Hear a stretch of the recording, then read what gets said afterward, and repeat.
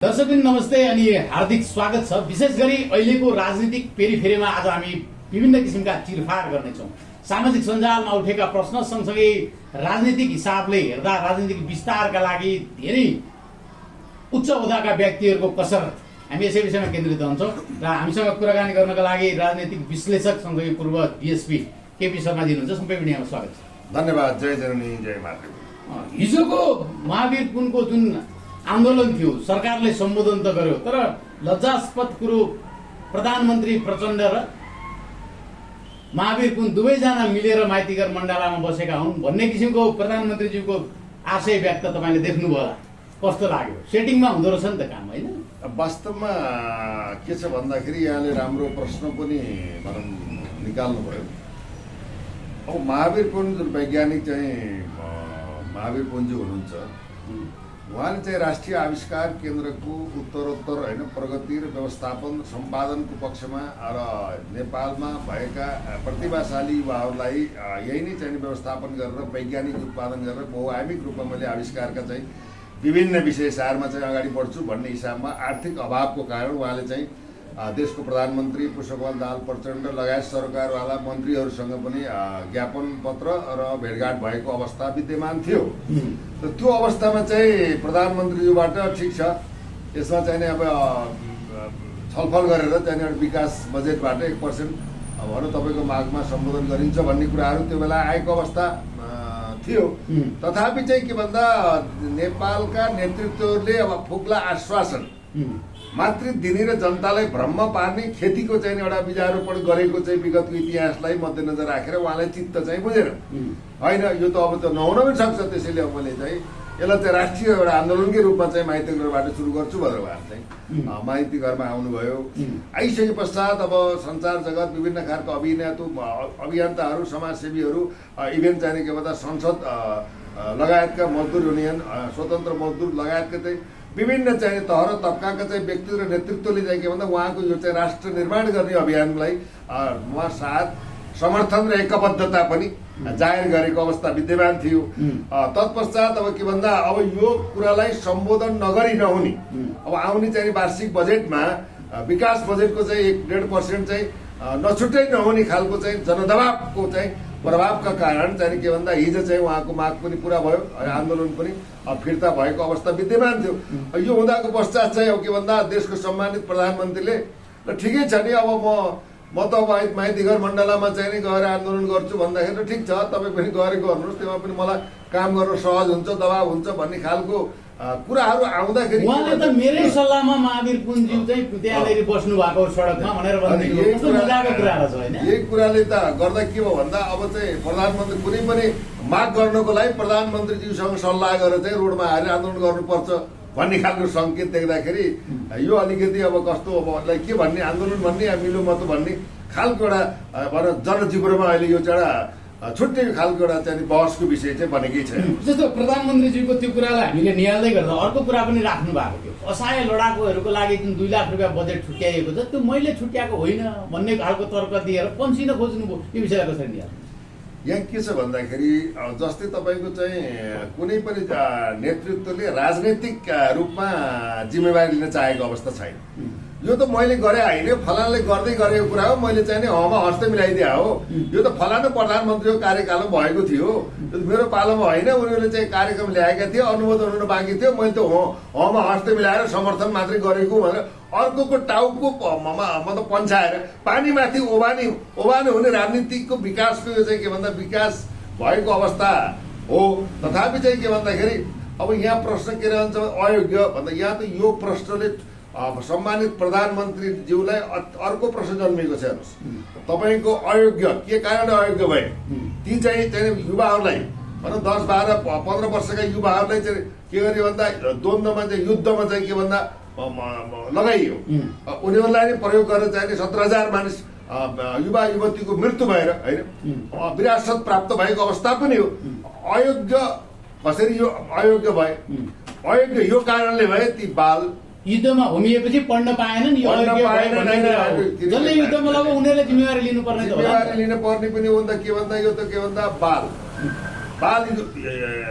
बालबालिकाले युद्धमा होमिएको अवस्थाले गर्दा अन्तर्राष्ट्रिय नियमलाई नै उल्लङ्घन गरेको चाहिँ कुराहरू आयो। यसले गर्दा उहाँलाई अप्ठ्यारो पर्ने अवस्था मानव अधिकार कुराहरू हुन्छ। नाबालकहरूलाई होइन बालबालिकालाई युद्धमा होइन यसरी घसिटिएको अवस्थामा त्यो अन्तर्राष्ट्रिय क्वेसन पनि जन्मने अवस्था छ हेर्नुहोस्। तथापि पटक आफ्नै बोलीले फसिरहेका हुन्छ प्रधानमन्त्री। के छ पहिला पनि 5-6 हजारको मैले मारेको भनेर जिम्मा लिए, अहिले फेरि पछाडि यी कुराहरू राख्दै उहाँले के छ भन्दाखेरि अब उहाँको सल्लाहकार कस्ता छ नभत्तो I don't know for that matter. तर के भन्दा एडभाइजर चाहिँ के हुन्छ भन्दाखेरि एउटा मार्गदर्शित गर्ने एउटा पथ प्रदर्शक भनेकै सल्लाहकार। राष्ट्रपतिको सल्लाहकार, प्रधानमन्त्रीको सल्लाहकार भनेको प्रधानमन्त्रीलाई यो बाटोबाट यसरी हिँडेर निर्देशित गर्ने सल्लाह दिने प्रधानमन्त्री भन्दा पनि ठुलो सल्लाहकार हुन्छ। उहाँका त कस्ता सल्लाहकार छन्। अब यो चाहिँ के भन्दा द्वन्द्वमा चाहिँ नाबालकहरूलाई होमिएकोमा लडाकु बनाएको त अन्तर्राष्ट्रिय कानुन त फेरि उहाँमाथि अझै चाहिँ के भन्दा खाल्टा पर्ने आफूले खनेको खाल्टोमा आफै पर्ने चाहिँ दृष्टान्त नेसनल इन्टरनेसनल चाहिँ तपाईँको यो द्वन्द्व युद्धको चाहिँ परिभाषाबाट फसेको अवस्था छ। जस्तो हामीले सरस्वती हेर्दै जाँदा यही विषयमा संसदमा कुरा पनि उठाउनु भयो रवि लामिछानेज्यूले होइन। जब संसदमा पहिलो उहाँको इन्ट्री पश्चात उहाँले यही 2 लाखको कुरा उठाउनु भएको थियो। तर नयाँ पत्रिकाले तपाईँको अहिले लेखेको छ अयोग्य लडाकुलाई 2-2 लाख दिने कार्यविधि पास। अब यसमा चाहिँ अर्थ मन्त्रालयले 1,40,00,000 बजेट छुट्यायो भनेर जुन प्रसङ्ग आएको छ, बजेट पैसा बाँड्ने होइन अन्य तर्फबाट चाहिँ सहयोग गर्नुपर्छ भन्ने किसिमका तर्क त फेल खाए नि होइन। पैसा बाँड्ने भन्दा पनि यो चाहिँ राज्यले तपाईँको चाहिँ नि के भन्दा प्रचण्डज्यूले जब चाहिँ नि के भन्दाखेरि यो लडाकु समायोजन व्यवस्थापन गर्ने प्रश्नमा 33 अरबको चाहिँ राज्य कोषको कुराहरू आएको अवस्था छ हेर्नुहोस् होइन। अब जम्मै 4-5 हजार चाहिँ लडाकु चाहिँ प्रमाणीकरण भएको अवस्था छ अनिमीबाट युनाइटेड स्टेटबाट हेर्नुहोस् होइन। उहाँले चाहिँ 19,000को चाहिँ भनौँ लडाकुको चाहिँ भत्ता सुविधा लिएको अवस्था पनि छ, उहाँले स्वीकार गरेको अवस्था पनि हो। त्यसैले के त भन्दाखेरि लडाकुहरूलाई अयोग्य किन बनियो? अयोग्य थिए भने योग्य बनेर विरासत पुर्याउने चाहिँ योद्धाहरूलाई अयोग्य किन गरियो भन्दा नाबालक भएको हुनाले होइन। उनलाई अयोग्य भनेको अवस्थामा पनि यो प्रश्नावलीमा पनि जसले चाहिँ के भन्दाखेरि कलम होइन कलम पुस्तक किताब लिएर आफ्नो चाहिँ के भन्दा भविष्य निर्माण गर्ने बेलामा उहाँले चाहिँ ती कलिला बालबालिकाहरूलाई बम ग्रेनेड र बारुद र चाहिँ दिएर चाहिँ युद्धमा होम्नु हो। यो सरासर गलत हो। नेसनल इन्टरनेसनल रूपमा युद्धरत चाहिँ के भन्दाखेरि विश्वमै भएका युद्धरत पक्षहरूलाई विश्लेषण गर्दा पनि यो गलत परिभाषा थियो। तिनलाई अहिले अयोग्य बनाएर चाहिँ के भन्दाखेरि पैसाकोमा तुलना गर्न खोज्यो। 2 लाखले के हुन्छ? अहिले यो आर्थिक मन्दी मान्छे चाहिँ मर्न बाध्य भएको छ, सिटामोल पाएको छैन, साँझ के खाउँ भोलि के खाउँको अवस्था छ, दिनादिन महँगी चरम रूपमा बढेको अवस्था छ, देश धितोमा गएको अवस्था छ, 19-20 खरब विदेशी ऋणमा चापिएर थिचिएको अवस्था छ, एमसी जस्ता घातक सम्झौता गरेर देशलाई लिलाम गरेको अवस्था छ, देशको चाहिँ के भन्दा अर्थव्यवस्था समाप्त भएको अवस्था छ। तपाईँको चाहिँ यही काठमाडौँमा चाहिँ 40% चाहिँ व्यापारिक सटरहरू बन्द गएको अवस्था छ। यो आर्थिक चाहिँ के भन्दा विकराल अवस्थालाई कसरी सम्पादन गर्ने भन्ने पाठलाई जनजीविकाको सवालमा प्रधानमन्त्री मौन हुनुहुन्छ। उहाँको चाहिँ के भन्दा मन्त्रीमण्डल गठन गर्ने आफ्नो सत्ता कसरी टिकाउने खेलमा मात्रै राष्ट्रपति प्रधानमन्त्री यावत त्यावतमा त्यही भुमरीमा चाहिँ घनचक्रमा पर्नु भएको छ। 6 महिना हुँदासम्म पनि के भन्दाखेरि तपाईँको चाहिँ गठबन्धन तोडेर फेरि अर्को गठबन्धन जोडेर त्यो सरकारले चाहिँ पूर्णता पाउन सकेका छैन। योभन्दा चाहिँ निर्लज्जतापनको राजनैतिक विकास विश्वमा नभएको नेपालमा भएको अवस्था छ हेर्नुहोस्। त्यसैले के भन्दा यो अयोग्य भन्नुहोस् योग्य भन्नुहोस् लडाकुले पाउनुपर्छ सुविधा, शिक्षा, स्वास्थ्य, घाँस बाँस कपास रोजीरोटी र जीवनभरि आफ्ना बाबु आमा श्रीमती बाल बच्चालाई पाल्न सक्ने जीवनभरको स्थायी चाहिँ स्वावलम्बी आत्मनिर्भर हुने सिप तालिम र चाहिँ वृत्ति विकास शिक्षा यावत कुरामा चाहिँ ध्यान आकर्षण हुने कि 2 लाख रुपियाँ दिएर त्यही पनि किस्तामा दिएर उनीहरूलाई चाहिँ स्वस्ति शान्ति गर्नु त चाहिँ के भन्दा लज्जास्पद परिस्थिति हो। घुमाइ फिराइ के भन्दा यो पनि नीतिगत भ्रष्टाचारको चाहिँ के भन्दाखेरि तपाईँको चाहिँ यो आएको चाहिँ परिस्थिति हो। जस्तो संसदमा कुरा उठ्यो, कुरा उठेर पनि त्यसको सुनवाई भएन, जसो तसो गरेर पैसा चाहिँ पास गरिहाले चाँडो गरेर होइन। पास गरेर के गर्नुहुन्छ भने अब तपाईँको चाहिँ भकारीमा चाहिँ चामल छैन, तपाईँले कसरी दान गर्नुहुन्छ भने राष्ट्र ब्याङ्कका चाहिँ 3-4 अरब चाहिने पैसा चाहिँ चोरिएका छन्, त्यसको अनुसन्धान छैन। 32वटा माडेर चाहिँ 10वटा नेताहरूले त्यसको तपाईँ 35-40 खरब पैसा चाहिँ के भन्दा भित्र आएका छन्, घरमा राखेका छन्, विदेशमा लगेर रोकाएका छन्, राष्ट्रलाई चाहिँ अपाङ्ग बनाएका छन्, अधोगतिमा असफल राष्ट्रको रूपमा गरेको मतलब अगाडि बढाइरहेको अवस्था छ भने देशको जनजीविकाको सवालमा चाहिँ सरकार मौन छ। आफ्नै भत्ता सत्ता कुर्सी लत्ता यसैमा चाहिँ रमाएको अवस्था छ। जनताले के पाए, देशले के पाए, मुलुकले के पाए, यस्तो चाहिँ के भन्दा विकराल अवस्था ल्याउने नै यिनै के भन्दा शेरबहादुर देउपा, वर्तमान प्रधानमन्त्री, पूर्व प्रधानमन्त्री केपी ओली लगायतका शीर्षस्थ नेताहरूको यो चाहिँ के भन्दा शतरञ्जको चाहिँ चाल खेलेका हुन्, गोटी चलाएका हुन्। जनतालाई अभाव सिर्जना गराएर यो आर्थिक मन्दी, मिटर ब्याज, ब्याङ्कका पैसा चाहिँ बाहिर लगेर लगानी गर्न लगाएर यो के भन्दा देशलाई नै के भन्दाखेरि असफल राष्ट्रको रूपमा परिणत गर्ने अवस्था यिनले सिर्जना गरेका हुन्।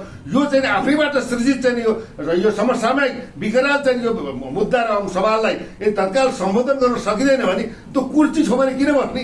सत्तामा गइसके त जनताको जनजीविकाको सवाल र आर्थिक मन्दीका सवाललाई व्यवस्थापन गर्ने क्षमता त देशको सरकारमा हुनु परेको पर्ने। त्यो हुनाले के भन्दा यो सरकार फेलियर छ।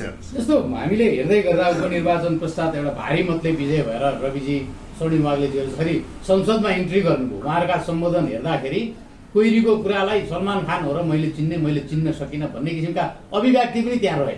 तर अहिलेको राजनीतिक तालमेल हेर्दाखेरि पुरानै मन्त्रालयहरू पाएमा फेरि रविजीको पार्टी पनि सरकारमा जाने एक किसिमको पाटो त्यता छ। अर्कोतर्फ प्रचण्डले चाहिँ आउनुहोस् हामी मिलेर भ्रष्टाचारका फाइल खोलौँ भनिरहेको अवस्था छ। यसलाई कसरी लिन्छ?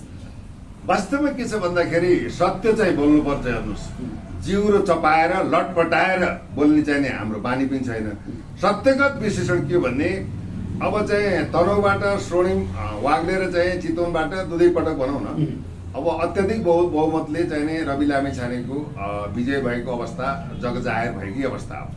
यो दुई ठाउँको निर्वाचनले के देखायो भन्दाखेरि पार्टीमा घेराबन्दीमा रहेका चाहिँ जनताहरूले पार्टीको कार्यकर्ताको घेराबन्दी नजरबन्दी तोडेर चाहिँ के भन्दाखेरि हरेक पार्टीका चाहिँ कार्यकर्ताहरूले राष्ट्रिय स्वतन्त्र पार्टीका उम्मेद्वारलाई भोट दिएको अवस्था एकातर्फ छ भने यसले 77 जिल्लामा के एउटा सन्देश के दियो भन्दाखेरि पुराना टेस्टेड अनुहार नो नट अगेन भन्ने खालको जुन एउटा र्युमर चलेको छ। अब कालान्तरमा चाहिँ के भन्दा यी नेतृत्वको चाहिँ भनौँ राजनैतिक रूपमा स्थायित्व हुन सक्दैन भन्ने कुरो सन्देश भएको र रविलाई के भन्दा बहिर्गमन गरियो रविप्रति केही गरियो भने आफ्नो पनि के भन्दा मान मर्यादा सम्मान भएको पनि समाप्त हुने हुनाले रविलाई सरकारमा आऊ, हामीले चाहिँ के भन्दा भ्रष्टाचारका फाइल खोलौँ र चाहिँ हामी मिलेर चाहिँ अगाडि बढौँ भनेर प्रचण्डले रविलाई प्रयोगात्मक रूपमा सुरक्षा कवचको रूपमा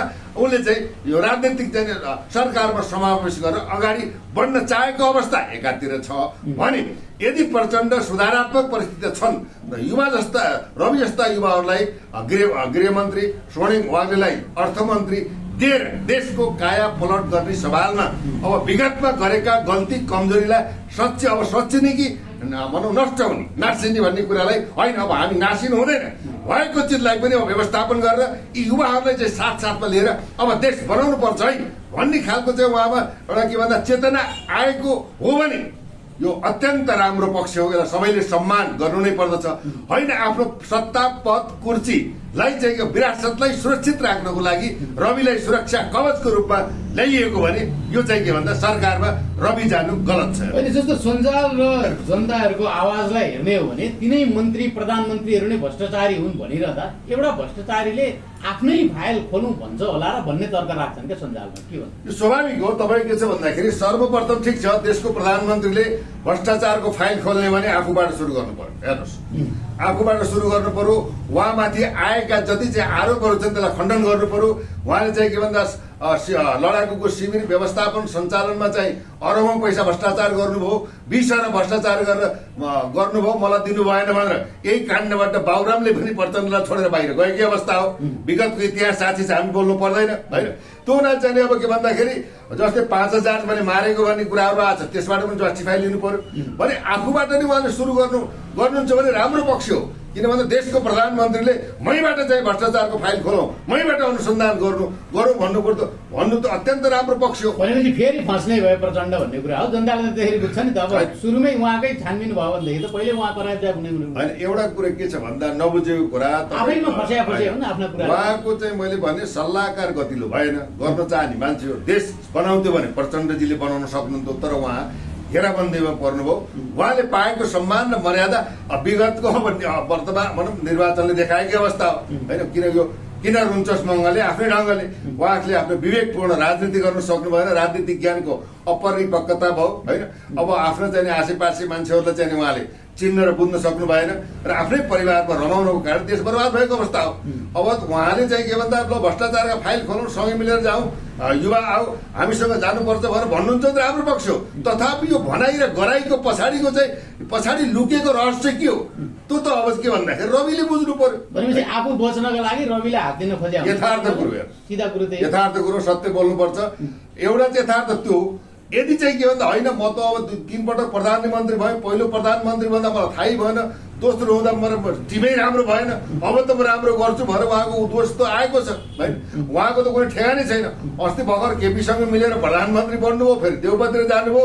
अब चाहिँ भएन, यसै भएन उसै भएन, रवि तिमी प्रधानमन्त्री बन नि त, ठिकै छ नि त, हेरिहाल्नु भन्दा पनि के बेर छैन हेर्नुहोस् है।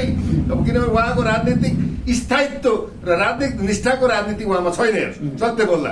त्यसले गर्दाखेरि उहाँको अन्तरात्माले चाहिँ रविको र स्वर्णिम वाग्ले जस्ता युवाहरूलाई सरकारमा लगेर देशको भाग्य भविष्य निर्माण गर्नलाई, देशको समृद्धिको खाका खोल्नलाई, यो बिग्रेको अर्थतन्त्रलाई समायोजन गर्नको लागि जनजीविकाको सवालमा विदेशमा रहेका युवाहरूको समेत सम्मान हुने खालको चाहिँ कल कारखाना खोल्नको लागि एउटा देशको विकासको मार्गचित्र खडा गरेर खाका कोरेर अगाडि बढ्ने प्रतिबद्धता अन्तरात्मादेखि आएको हो भने यो राम्रो सन्देश पनि हो। सम्मानित प्रधानमन्त्रीलाई धन्यवाद छ। तर के भने आफ्नो सत्ता कुर्सी र चाहिँ विरासतलाई जोगाउनको लागि रवि र स्वर्णिम वाग्लेलाई प्रयोगात्मक रूपमा सरकारमा ल्याएर म सेभ हुन्छु भन्ने खालको सुरक्षा कवचको रूपमा मैले राख्छु भन्नुहुन्छ भने यो के भन्दा राजनैतिक चाहिँ यो घात हो। जस्तो एकातर्फ रवि लामिछानेको टिम एउटा नेतृत्वमा पुगोस् भन्ने तर्फ छँदैछ, अर्कोतर्फले किन हतार गरिरहेका छन्? हिजो अस्तिका दिन पनि हतार गरेर चिप्लेका हुन्। अहिले त प्रतिपक्षमै बसे हुन्थ्यो, केही समय तिनै बुढासँग उद्घोष नगरे भए हुन्थ्यो। तर उनीहरूलाई अहिले भएको समस्याहरूलाई सजग गराउँदै केही समय पछाडि मात्रै नेतृत्वमा गए हुन्थ्यो नि भन्ने किसिमका तर्क राख्छन्। रविजीलाई पनि के कुर्सीको लोभ भएको, छिटै जान खोजे जस्तो देखिन्छ, के बुझ्नुहुन्छ? कुरो के छ भन्नुहुन्छ भने यहाँको प्रश्न अत्यन्त राम्रो छ। तथापि चाहिँ के भन्दाखेरि राजनीतिक चाहिँ एउटा एजेन्डा र जनमुखी एजेन्डा लिएर गएको पार्टीले सरकारभन्दा बाहिर बसेर जनताको आवाजलाई चाहिँ पस्केर सदन र सडकबाट चाहिँ बदमासी गर्ने, राष्ट्रघात गर्ने, नेतृत्व व्यक्तित्वलाई सजग गराउनु, जनताको चाहिँ लाई सर्वोपरि राखेर जनआवाजलाई बुलन्द पार्नु एउटा पार्ट पनि हो। अहिले अब नर्मलले हेर्दाखेरि चाहिँ अब ज्ञानेन्द्र शाहीले आफ्नो तर्फबाट सदनमा चाहिँ आफ्नो अभिव्यक्ति, आफ्नो एजेन्डालाई त एउटा निष्ठापूर्वक प्रस्तुत गरेको अवस्था छ, तताइरहेको। अहिले धन्यवाद दिनु नै पर्दछ। एउटा उहाँले चाहिँ सदन हल्लाएको अवस्था छ। तथापि रविको चाहिँ के भन्दा अब जस्तै स्वर्णिम वाग्ले अर्थविद हुन् र उसले अर्थ मन्त्रालय पाउँछन् भने त अर्थमा बहुआयामिक चेन्ज हुन सक्छ। अथवा गृहमा बसेर चाहिँ मैले केही गर्छु भनेर चाहिँ लागेको एकपटक गृह मन्त्रालयसम्म पुगेको मान्छेलाई अब प्रक्रियागत त्रुटिबाट यो चाहिँ भनौँ कहानी दोहोरिएको अवस्था भयो भने के भन्दा यदि आफूले पाएको जिम्मेवारीबाट जनतालाई सेवाग्राही रूपमा त्यो आफूले पाएको भनौँ मन्त्रालय, विभाग, प्रशासनलाई स्वच्छ दुरुस्त चुस्त राखेर गर्छु र केही गर्छु भन्ने कुरा आउँछ भने सरकारमा नजानु चाहिँ राम्रो पक्ष होइन।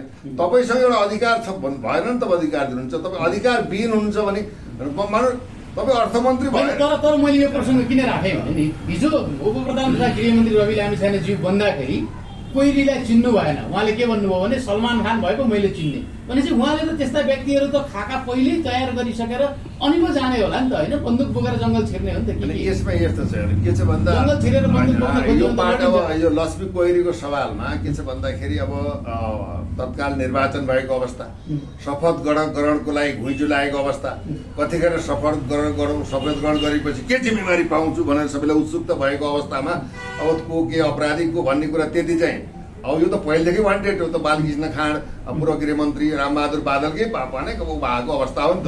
ती दुवै मन्त्रीहरूले किन पक्राउ गर्न सकेनन्? रविको चाहिँ के भन्छ चर्चित अपराधी भन्न मिल्यो होइन, चर्चित अपराध पक्राउ किन सकेनन्? तर रविजीले चिनेनन्। एमालेको संसदीय चाहिँ भनौँ निर्वाचित सांसद लक्ष्मी कोइरी हुन् नि त।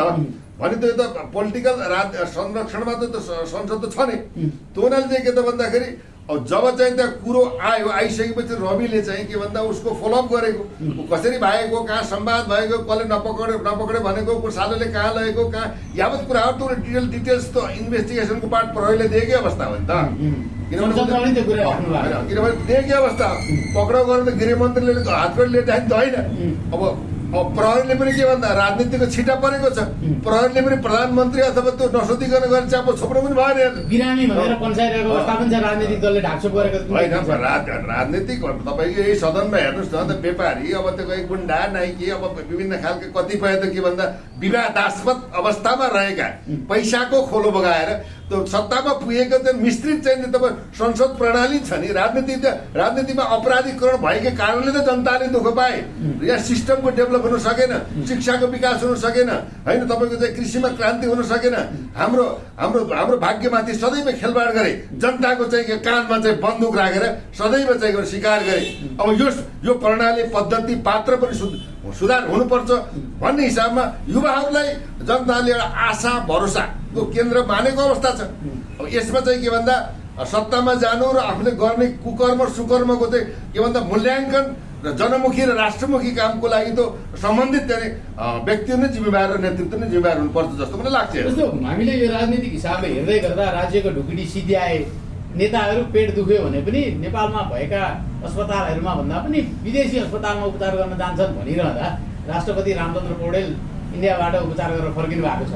यतिखेर एउटा भनौँ न विज्ञप्ति तपाईँको प्रेस नोट जारी भएको छ, जहाँ चाहिँ के भनिएको छ भने राष्ट्रपति ज्यू स्वयंले त्यहाँको खर्च चाहिँ बेहोर्न चाहेको कुरा भनेपछि जनताले अब के भनिदिनु पर्ने? सरकारकै ढुकुटीबाट उपचार गर्नुहोस् हजुर भनिदिनु पर्ने हो अथवा उनले आफै गरून् भन्ने हो के हो आशय? यो अत्यन्त राम्रो प्रश्न प्रश्न हो। यो जनमुखी प्रश्न पनि हो, राष्ट्रिय अर्थतन्त्रसँग गाँसिएको अहम विषय पनि हो। तपाईँको चाहिँ के भन्दा विगतको 46 सालदेखिका यताका मन्त्री, संसद, प्रधानमन्त्री, राष्ट्रपति इभेन चाहिँ अब पूर्व प्रधानमन्त्री केपी शर्मा ओलीको किडनी फेर्दाखेरि 28 करोड खर्च भएको कुरा पनि विगतमा सार्वजनिक नभएको होइन। त्यो हुनाले मैले के भन्न चाहन्छु भन्दाखेरि विगतमा 2046 सालदेखि अहिले हालसम्म भएका मन्त्री, संसद होइन तपाईँको चाहिँ राष्ट्रपति, प्रधानमन्त्री समेतले जति खर्च लिएका छन्, अरबौँको खर्च लिएका छन्, कागज मिलाएर लिएका छन्, कसैले उपचार को नाममा लिएका छन्, त्यो मात्र त्यहाँ अहिले छानबिन गर्ने भने त अरबौँ यता 20औं अरब चाहिँ पैसा उठ्छ। यतातिर पनि सरकारको ध्यान जाओस्। सम्मानित राष्ट्रपतिलाई एउटा उपचार गर्नको लागि यत्र चाहिँ हस्पिटल छन् होइन, ती हस्पिटलको अर्थै रहेन। उहाँ चाहिँ टिचिङमा गएर टिचिङबाट रिफर हुनु हो होइन। अब उहाँको शीघ्र स्वास्थ्य लाभको हामीले कामना पनि गरेका थियौँ। स्वास्थ्य लाभ भएर आउनु उहाँलाई बधाई पनि छ, शुभकामना पनि छ। तर देशको कार्यकारिणी प्रमुखमा रहेको व्यक्तिले अहिलेको आर्थिक मन्दीमा जनताको राज्य कोषको पैसा 2 करोड 37 लाख 2 करोड 2.5 करोड भनेर नट्टे जोक हेर्नुहोस्। उनीहरूले के भन्दा यो पैसा हरेक चाहिँ नेतृत्व एउटा कुरो बुझ्नुहोस्, यो राजनैतिक चाहिँ नेताहरू के भन्दा कर्मचारी होइन, यिनीलाई तलब भत्ता खान मिल्दैन। कर्मचारीले तलब भत्ता खाने, राजनीति भनेको सेवा। त्यसैले चाहिँ एउटा राष्ट्रपतिबाट नै यो प्रारम्भ के गर्नु पर्यो? बेहोर्न चाहनु भएको होइन, बेहोर्ने हुनु भएको छ भनेर यो विज्ञप्ति परिवर्तन गरेर देशको सम्मानित राष्ट्रपतिले अहिलेको वर्तमान आर्थिक अवस्थालाई मध्यनजर राखेर जनचाहनाको कदर र सम्मान गर्दै मलाई लागेको उपचारको 2 करोड समथिङ कति छ त्यो पैसा मैले नै बेहोर्ने प्रतिबद्धता गरेको छु। यो राज्य कोष र जनताको पैसामा लाग्ने छैन भनेर स्पष्ट रूपमा के भन्दाखेरि अर्को विज्ञप्ति जारी गरेर एउटा सम्मान पाउनेतिर जानुपर्छ जस्तो मलाई लाग्दछ। उहाँले त जस्तो भनौँ न एउटा राज्यको अभिभावक हजुरबा जस्तो मान्छे, नातिहरूले कमाएकै छन्, होइन राज्य कोषबाटै चलाइदिए हुन्थ्यो भन्छन् भनेर सहानुभूति प्रकट गर्नु भएको हो कि के हो? नातिले कमाएछन् त नाति 90 लाख नातिहरू कहाँ गएका छन्? विदेशीको समृद्धि र विकासमा चाहिँ तपाईँको आफ्नो जीवन बर्बाद पारेका छन्। 2-4वटा बाकसमा चाहिँ लास यहाँ चाहिँ तपाईँको फर्केर आएको अवस्था छ। त्यही लासमा चाहिँ के भन्छ चितामा चाहिँ भ्रष्टाचार गरेको अवस्था छ। बुझ्नु भएन? तपाईँको पशुपतिमा चिता जलाउँदाखेरि 50 किलो चाहिँ काठ चाहिँ तपाईँको के गरेको छ भन्दा त्यसैमा भ्रष्टाचार भएको छ। लासमाथि भ्रष्टाचार गर्ने, लासमाथि चाहिँ राजनीति गर्ने, यस्तो चाहिँ गद्दार राजनीतिले देश बन्छ। त्यसैले के त भन्दा ती 90 लाख युवालाई व्यवस्था नेपालमा गर्नु पर्यो नि। ती नातिहरू सबै भिखारी भइसके। आज के खाउँ भरे के खाउँको अवस्था भइसक्यो। शिक्षामा चाहिँ एउटा चाहिँ सुलभ शिक्षा छैन, वैज्ञानिकरण छैन, कृषि छैन, कुनै कल कारखाना छैन। यस्तो चाहिँ देशलाई भड्खालोमा पारेर अब चाहिँ नातिहरूले कमाएर हजुरबाले खान्छु भन्न मिल्छ? हजुरबाको लगानी कहाँ छ? लगानी गरे भएन, त्यसको ब्याज खानी हो। लगानी छैन भने नातिहरूले कारोबार पाल्छन्। त्यसैले के जिम्मेवार चाहिँ कार्यकारी एउटा प्रमुख भएको हुनाले यो चाहिँ पैसा उहाँले बेहोरेर उदाहरण रूपमा चाहिँ प्रस्तुत हुनुपर्छ। र विगतमा जसले यो चाहिँ औषधि उपचारमा करोडौँ खाएका छन् ती फिर्ता गरेर राज्यको सोझामा गर्नुपर्छ भन्ने मेरो मान्यता हो। लगभग कार्यक्रमको अन्त्यमा छौँ। सामाजिक सञ्जालमा उठेको प्रश्न, राष्ट्रिय स्वतन्त्र पार्टीको पार्टी कार्यालयमा साइकल यात्री पुष्कर शाह पुग्छन् तर उहाँको पार्टी कार्यालयभित्र साइकल पार्किङ गर्न मिलेन भनेर सेक्युरिटी गार्डले उहाँलाई त्यहाँबाट फर्काइदिन्छन् भन्ने प्रसङ्ग उठिरहेको छ।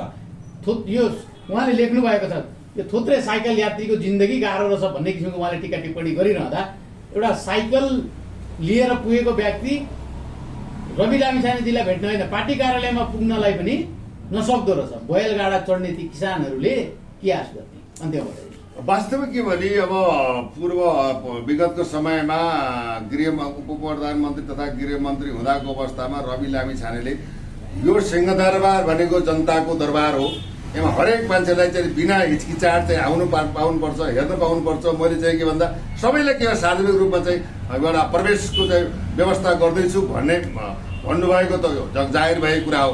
आज आएर पुष्कर शाह चाहिँ एउटा साइकल लिएर अब त्यहाँ जाँदाखेरि इन्ट्री नहुनु, अब त्यहाँको चाहिँ भनौँ प्रवक्ताले चाहिँ फोन पनि नउठाइदिनु, अब पानीमा भिजेर जानु भनेपछि के छ भने फेरि अर्को कुरा के छ भने राष्ट्रिय स्वतन्त्र पार्टीले एउटा सदस्यता प्राप्त लिनको लागि 1000 राखेको छ।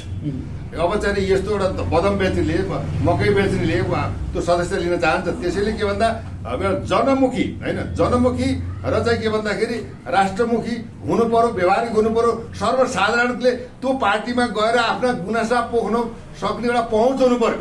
भने त सामान्य कार लिएर जाने, चिल्लो कार लिएर जाने, मोटरसाइकल जाने, सलाम ठोकेर चाहिँ भित्र पस्ने हो भने त अहिले यिनी विगतका यिनी शीर्षस्थ नेता र रविमा फरक के भयो? त्यसैले यो कुरालाई तत्काल सुधार्नुपर्छ। राम्रो सुझाव पनि हेर्नुहोस्। हस्, यहाँको अमूल्य समय समाप्त। धन्यवाद। जय जननी जय मातृ।